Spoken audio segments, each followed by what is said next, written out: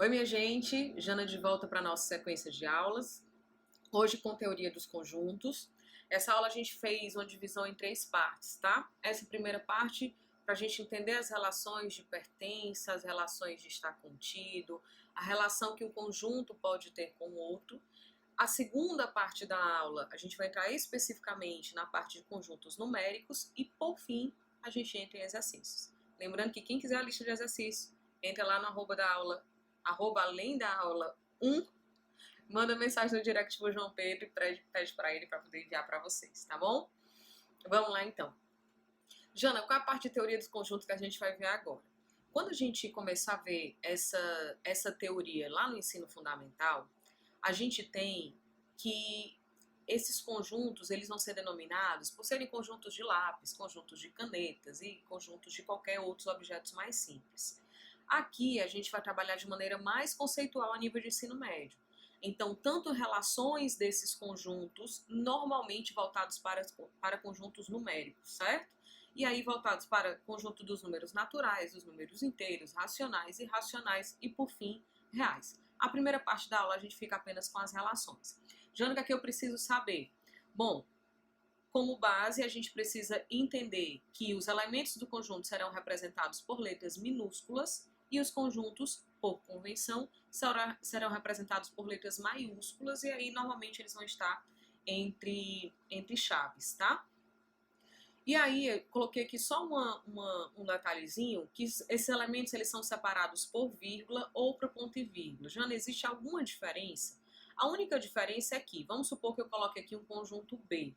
Nesse conjunto B, ele seja composto por números decimais. Então aqui eu vou ter, por exemplo, 1,2, e aí eu vou ter que colocar um ponto e vírgula, porque a vírgula já está aqui no meu elemento. E aí eu vou colocar, por exemplo, 1,5, e aqui eu vou colocar 1,8 e assim por diante, certo? Agora, eu posso também fazer um conjunto A simples, que é o mais básico de todos, conjunto 1, elemento 1, 2, 3, 4, fechei o meu conjunto. Preste atenção que no conjunto A eu tenho uma quantidade finita de elementos e no conjunto B eu já joguei uma reticências. O que é que isso daqui quer dizer? Que provavelmente esse conjunto B ele vai seguir uma sequência a ser continuada, tá? Então ele continua infinitamente para a minha direita, né? Na minha reta numérica aqui para a minha direita, dentro dessa sequência. Na relação de pertinência, o que é que eu preciso saber? Aqui eu tenho como símbolo o elemento que vai pertencer ou um elemento que não vai pertencer a um conjunto. Então a relação de pertinência ela ocorre de elemento para conjunto. Por exemplo, eu tenho aqui um conjunto D, onde eu tenho os elementos 1, 5, 7 e 9. Então aqui eu posso dizer que o elemento 1, ele pertence ao conjunto D, certo? Como eu posso dizer que o elemento 7 pertence ao conjunto D, como eu poderia dizer, exemplo, que o elemento 4, ele não pertence ao conjunto D. Então, na relação de pertinência, eu tenho que essa relação se estabelece entre um elemento e um conjunto específico, tá? Na relação de inclusão. Agora, na relação de inclusão, a gente já vai ter uma relação mais direta de conjunto para conjunto, certo? Como isso vai acontecer? Na relação de inclusão, eu vou dizer que um conjunto está contido, que é esse Czinho mais alongado, não está contido ou então que ele contém. Jana, qual é o símbolo do contém? Ele vai ser esse C, aqui eu tive que escrever no C, tá? Pela falta do símbolo, mas é como se fosse esse Czinho mais alongado. Como é que eu vou ler o contido ou o contém? Depende de quem vem primeiro, tá? Eu peguei aqui alguns exemplos para a gente conseguir estabelecer isso bem certinho, essa definição. Então aqui peguei conjuntos bem simples para a gente trabalhar com eles, tá? O meu conjunto A é o conjunto A, E, I, O, U, então conjunto de vogais. No meu conjunto B eu tenho A, E, I, O, U, M, N. No meu conjunto C eu tenho P, Q, R, S e T. Todos eles são conjuntos finitos. E aí a gente vai analisar essas três perguntinhas que eu deixei aqui, ó. Quando eu estou falando de A, como isso aqui é uma letra maiúscula, eu estou falando do conjunto A. Então eu estou falando A está contido em B. Quando eu escrevo A está contido em B, eu estou dizendo que todo o meu conjunto A precisa necessariamente estar contido em B, ou seja, todos os elementos pertencentes ao conjunto A, eles também têm que pertencer ao conjunto B. Quem é o meu conjunto A? A, E, I, O e U. Se eu prestar atenção que todos esses elementos, eles também estão dentro do conjunto B, eu posso afirmar, então, que o meu conjunto A está contido no meu conjunto B. Essa afirmativa ela é verdadeira. Agora, tá vendo aqui no final que eu coloco assim, ó, B contém A. Jana, o que é B contém A? É a mesma forma de você dizer que A está contido em B. Ou eu posso dizer que A está contido em B, como eu posso dizer que B contém A. Ou seja, o conjunto B, ele contém em si todo o conjunto A, tá? Agora, quando eu pergunto assim, ó, C não está contido em B, nessa daqui onde eu digo que C não está contido em B, eu estou dizendo que esse conjunto P, Q, R, S e T, ele não está contido, né? Não está contido no conjunto A, E, I, O, U, M e N. Aí você pode me perguntar, Jana, e se por algum acaso eu tivesse aqui alguns elementos do conjunto C no conjunto B, eu diria que ele está contido? Para que a gente utilize a denominação está contido, eu preciso afirmar, como no caso aqui do conjunto A, que todo o conjunto A pertença, todos os elementos do conjunto A, eles também pertençam ao conjunto B. Ou seja, é uma forma da gente dizer que A é subconjunto de B, ou seja, ela é uma parte do conjunto B, tá bom? Então, na relação de pertinência, a gente vai como a gente viu ali em cima. Na relação de pertinência, a gente utiliza de elemento para conjunto. Na relação de inclusão, a gente utiliza de conjunto para conjunto, tá bom? O conjunto vazio, aqui um pouco de cuidado nesse conjunto vazio, porque ele é muito fácil. Obviamente, ele é um conjunto que não há elementos, não existem elementos nele. Só que ele pode ser representado de duas formas. Ou ele vai ser representado com chaves, e essa chave vazia dentro dela, ou ele vai ser representado por esse símbolo, que é esse ozinho cortado ao meio, né? Então, dentro desse símbolo aqui, esse símbolo aqui, ele simboliza um conjunto vazio. Cuidado para que a questão não utilize isso daqui, ó. Se eu coloco, por exemplo, o símbolo do vazio dentro de um conjunto, ele se torna imediatamente um elemento, tá? Então, esse conjuntinho bem aqui, ele não é vazio, ele é um conjunto unitário, com um elemento. Do mesmo jeito que eu poderia ter escrito aqui um conjuntinho de coração, e ele seria um conjunto unitário de coração, tá? É um elemento que está dentro de um conjunto. Cuidado com esses símbolos por exemplo, principalmente em questões de VUF, em questões que você tem 1, 2, 3, 4 termos, para no final que você faça as relações de primeira está verdadeira, terceira está verdadeira, tá? Cuidado para não escorregar nisso daí. Vamos lá então para a união entre conjuntos. Quando eu estou falando de unir, entenda. Quando eu falo de unir, eu estou falando de somar. Então, quando eu falo de unir, eu estou pegando os elementos de um conjunto e estou somando aos elementos de outro. Obviamente, na hora que eu vou escrever, eu não preciso escrever os elementos que são repetidos. Aqui eu não coloquei elementos repetidos, mas eu vou dar um exemplo como se fosse, tá? Então, aqui eu tenho os elementos, ó, A, E, I, O, U e um conjunto B com os elementos 1, 2, 3 e 4. Então, A, E, I, O, U, 1, 2, 3 e 4. Quando eu peço a união B, aqui eu escreveria A, E, I, O, U, 1, 2, 3 e 4 seria a união desses conjuntos. Agora vamos supor que se eu tivesse aqui um conjunto C, 1, 2 e 3, e tivesse aqui um conjunto D, 1, 3, 5 e 7.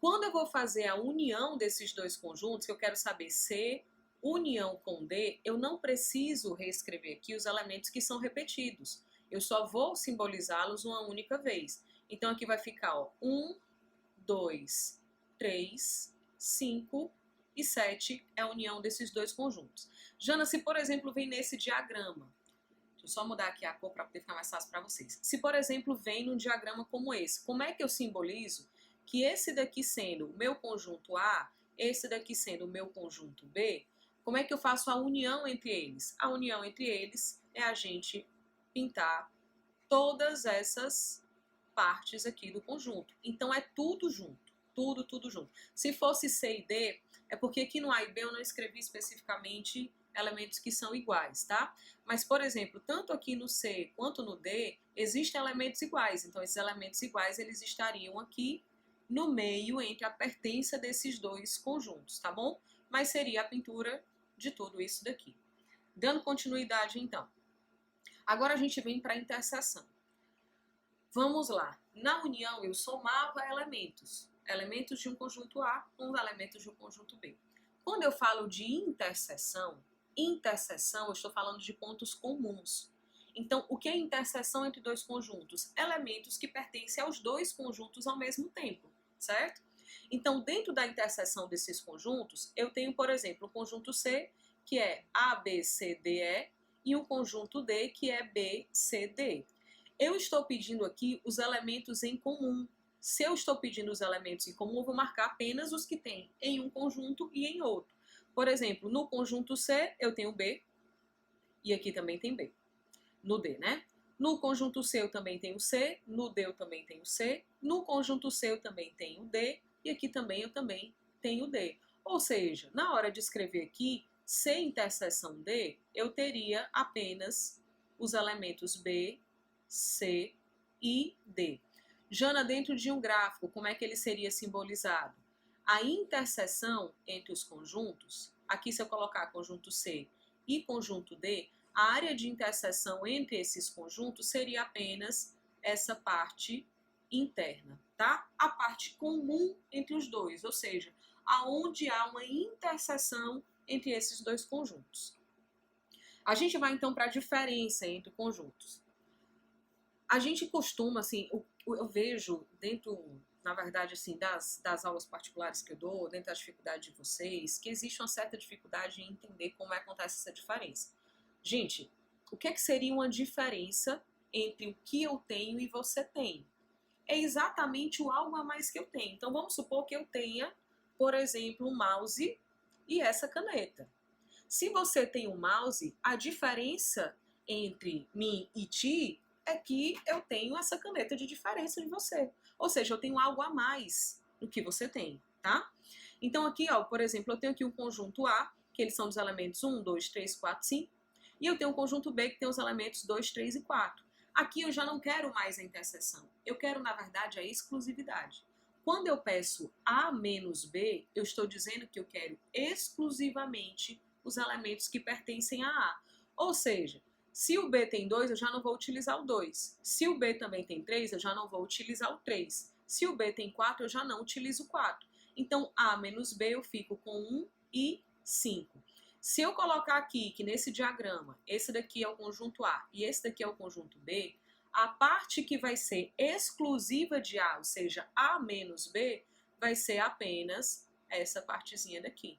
A gente não pode nem para a interseção deles. Então, no A menos B, eu vou tirar exatamente o que há de comum entre o A e o B dentro do conjunto A. Então, dentro do conjunto A, o que é que havia de comum? Havia o 2, o 3 e o 4. Retiro eles, fico com o resto, com 1 e com 5.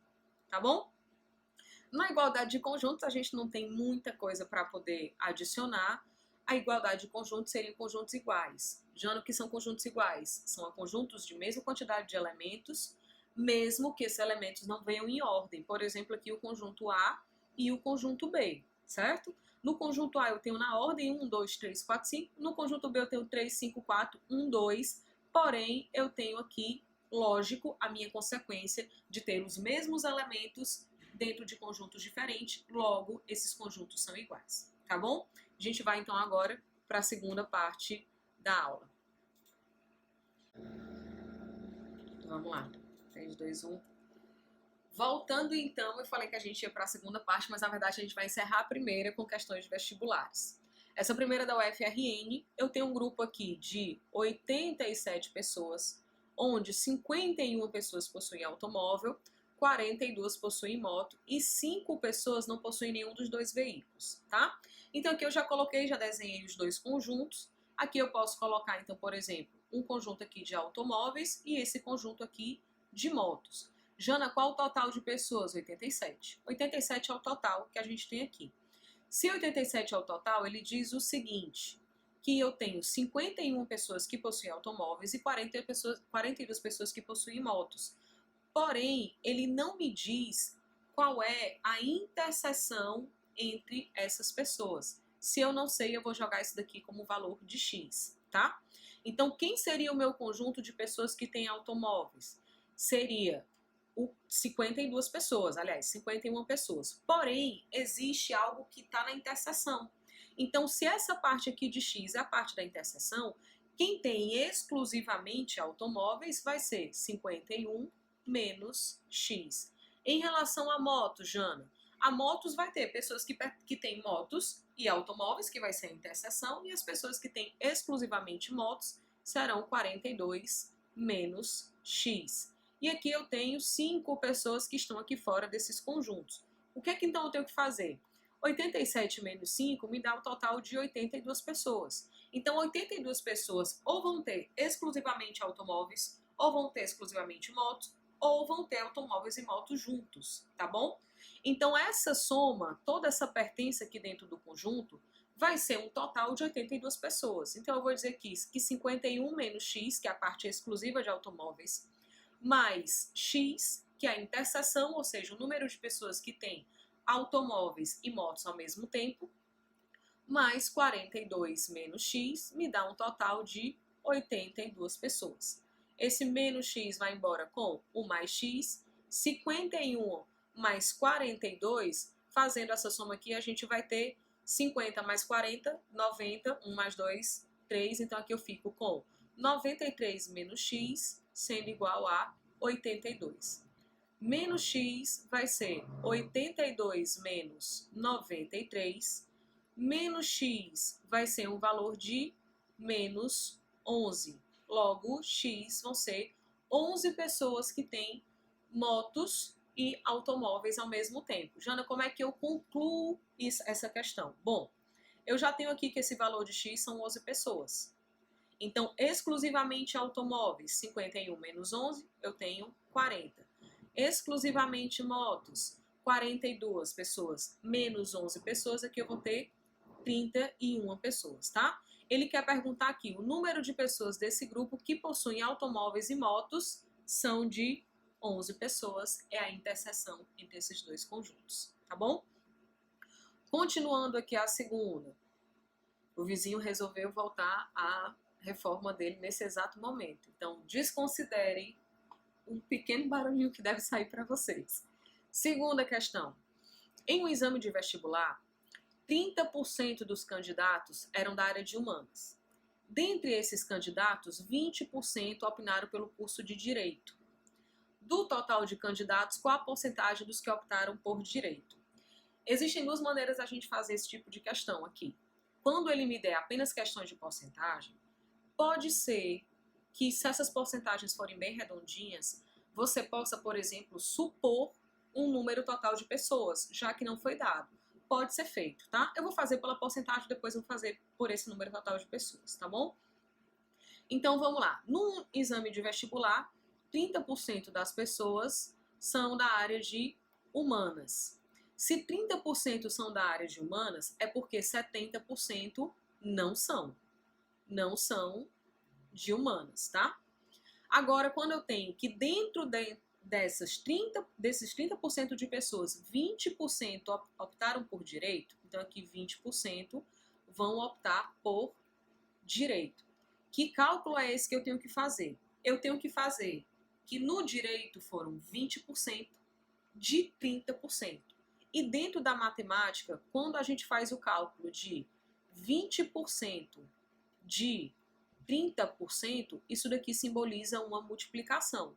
Multiplicando aqui essas frações, eu posso aqui já cancelar esses zeros. Aqui também mais uma vez, né, simplificando, que seria na verdade dividir por 10. Aqui eu vou ficar com 6 sobre 100, que me dá o simbolismo, né, a simbologia de 6% das pessoas, que seria a letra D. Jana, não gosto de fazer dessa forma, me dá outra opção. Vamos lá, eu não sei o número de pessoas. Vamos supor então que eu tenha 100 pessoas, tá?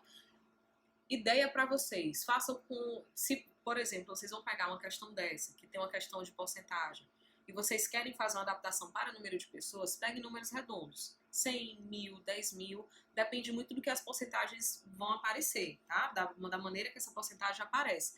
Por quê? Porque vamos supor que você vai aparecer com porcentagem 94,1. Você trabalhar com 100 vai ficar chatinho, então é melhor pegar números maiores, tá certo? Mas nessa daqui as porcentagens estão arredondadas, dá pra gente fazer com ela. Então vamos supor que eu tenha 100 pessoas. Das 100 pessoas, 30% de 100 são 30 pessoas que vão fazer a área de humanas. E 70 pessoas que vão fazer áreas que não são de humanas. E aí você tem, dessas 30 pessoas, você tem que 20% de 30 vão fazer direito. 20% de, eu já disse para vocês que esse de, a gente pode simplesmente apagá-lo e substituí-lo por uma multiplicação. Substituindo isso daqui por uma multiplicação, ao fazer esse cálculo, a gente vai ter que isso daqui são 6 pessoas no total. São 6 pessoas no total de 100. Então, se são 6 pessoas no total de 100, eu tenho mais uma vez 6%, tá bom? Seria a minha, ele poderia pedir na forma de fração, ele poderia pedir na forma de razão também, tá? Mas aqui a porcentagem também é uma forma de ser escrita na forma de razão. Tanto faz ele pedir isso daqui. Eles gostam bastante desse tipo de questão de colocar a porcentagem no final. Terceira e última questão agora da FGV, uma questãozinha bem grande, cheia de detalhes, de elementos aqui. Como é que a gente inicia essa questão? Primeira coisa, leiam tudo que vai estar aqui escrito. Então vamos lá, numa pesquisa de mercado foram entrevistadas várias pessoas acerca de suas preferências. Tá vendo que aqui ele não me dá o total, tá? Em relação a 3 produtos, A, B e C, os resultados da pesquisa indicam que 210 pessoas compraram o produto A. Entenda, comprar o produto A não quer dizer comprar exclusivamente o produto A, tá? 210 pessoas compraram o produto B, o que também não quer dizer que é uma compra exclusiva. 250 pessoas compraram o produto C, que também não quer dizer que é exclusivo. Agora eu venho com 20 pessoas compraram os 3 produtos, aqui é exclusivo. 100 pessoas não compraram nenhum dos produtos, também elas estão fora desse diagrama, né? 60 pessoas compraram os produtos A e B. Quem compra A e B não quer dizer que compra exclusivamente A e B, tá? 70 pessoas compraram os produtos A e C, que também não quer dizer exclusividade, como também não quer dizer exclusividade que 50 pessoas compraram os produtos B e C. Jana, por onde eu inicio? Gente, sempre pela maior interseção que existe entre os conjuntos. Qual vai ser a maior interseção desses conjuntos? 20 pessoas compraram os 3 produtos. Então, esse meinho aqui, 20 pessoas, tá? Depois que eu preenchi a interseção entre os 3, eu vou para as interseções de 2 a 2. Lembrando que os números que estão aqui, eles não representam exclusividade. Então, quando eu digo que, por exemplo, que 60 pessoas compraram os produtos A e B, é porque elas estão nessa interseção. Só que dessas que compraram o produto A e B, eu já tenho aqui as 20 que compraram, além de A e de B, compraram também C. Então, 60 menos 20, aqui fica exclusivamente A e B, compraram 40 pessoas. E agora a gente vai para a segunda informação. 70 pessoas compraram os produtos A e C. Das 70 pessoas que compraram A e C, existia um número de 20 pessoas que, além de A e C, compraram também B. Logo, 70 menos 20, aqui eu fico com 50 pessoas. 50 pessoas compraram os produtos B e C. Também não com exclusividade, porque 20 delas, além de comprarem B e C, compraram A. 50 menos 20, aqui eu fico com 30. E agora a gente vai para os conjuntos maiores. A gente já tem o número 100 aqui fora, que são as pessoas que não compraram nenhum desses conjuntos. Por fim, a gente vai para 210 pessoas compraram o produto A. Só que a gente já tem aqui 50 mais 20, mais 40, que já pertencem, ó, entenda que o conjunto A, ele é toda essa volta aqui. Então, quando eu falo que tem 210 pessoas, eu tenho 210 pessoas no todo. Vamos deixar o vizinho martelar. Parou. Obrigado, vizinho. 50. O vizinho voltou. Inacreditável. 50, continuando. 50 mais 40, mais 20, 50 mais 40, 90. 90 com 20, 110. 210 pessoas menos 110 que já tem aqui. Exclusivamente o A eu tenho 100 pessoas, tá? Vamos então agora fazer o do conjunto B. Eu vou pedir realmente para vocês considerarem essas marteladazinhas, mas ele não vai parar hoje, eu preciso gravar. 210 pessoas também compraram o produto B. Então, no produto B, quem eu tenho? Ó, todo esse daqui, toda essa volta, ela simboliza o meu conjunto B. Eu tenho 40 com 20, que dá 60, 60 com 30, que dá 90. 210 menos 90, eu tenho que exclusivamente 120 pessoas compraram o produto B. E, por fim, vamos lá para o conjunto das pessoas que compraram o produto C. No produto C, eu tenho que 250 pessoas compraram. Aqui eu já tenho 50 com 20 com 30. 50 mais 20 mais 30, tenho 100 pessoas. Logo, aqui eu vou ficar com 150 exclusivamente, já que toda essa minha volta aqui, ela vai simbolizar o meu conjunto C. Tudo bem? Jana, qual a pergunta? Quantas pessoas foram entrevistadas? Agora eu já tenho todas as minhas relações separadas. O que é que eu preciso fazer? Uma soma, certo?